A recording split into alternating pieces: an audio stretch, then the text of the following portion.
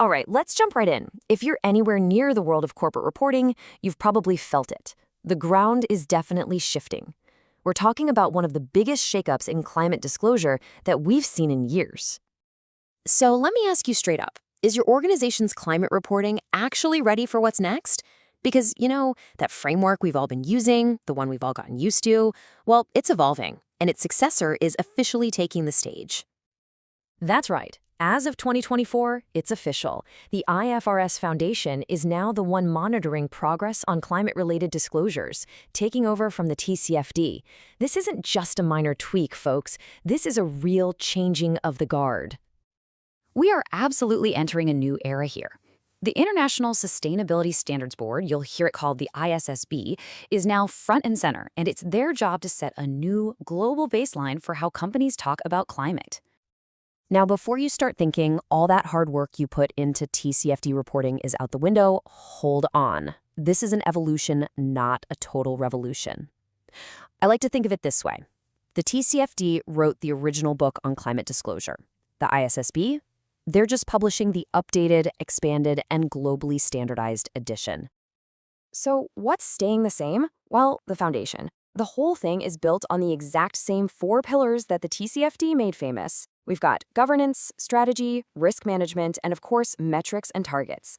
This core structure works, so the ISSB is smartly keeping it as the bedrock. And yeah, if this looks familiar, it absolutely should.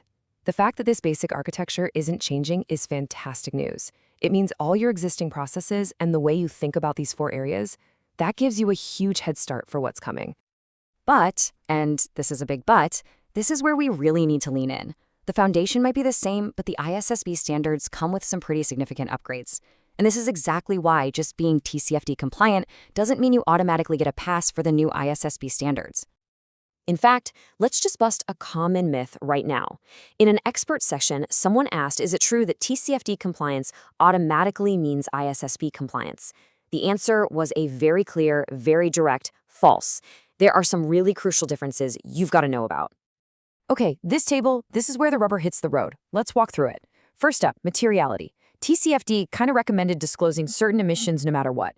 The ISSB changes that game by tying everything to financial materiality. This is a huge deal. It means you have to show how climate issues actually hit your bottom line, which is exactly what investors want to know.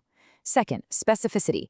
TCFD was more of a high-level guide. The ISSB, it demands way more granular detail, especially on things like how you plan to use carbon credits. And finally, and this is a major upgrade, industry metrics. The ISSB pulls in specific metrics for different industries, taking them from the super well-regarded SASB standards. This is a big step up in detail and comparability. So you might be asking, okay, why all the changes? What's the point? Well, it's all about creating a single global language for sustainability reporting. The big idea is to finally move beyond the confusing patchwork of different frameworks we've been dealing with for years. And that's the key, right there. Creating a global baseline so that investors can finally compare companies apples to apples, no matter where in the world they operate. It just brings a level of transparency and accountability to the markets that we desperately need. And believe me, this isn't just some academic idea. Just look at the momentum we're seeing. From the UK to Nigeria, from Hong Kong to Ghana, countries all over the world are already lining up to adopt or endorse these new ISSB standards. This thing is happening, and it's happening fast. Okay, so knowing that this global wave is coming, what should you be doing right now? Let's get practical and turn all this into a simple action plan to get your organization up to speed.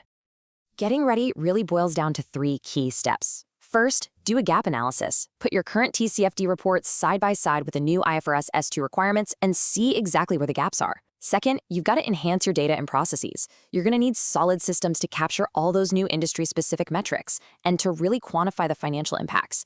And finally, develop a real disclosure plan. This is not just a reporting exercise anymore. It means getting finance, legal, and risk teams all in the same room to build a clear roadmap together. This whole shift is so much more than just a compliance checkbox. It's a massive opportunity. For the first time, we have a global standard that truly speaks the language of finance. It takes the sustainability conversation right into the boardroom and puts your strategy on the main stage for investors. So the only question left is, are you ready for the spotlight?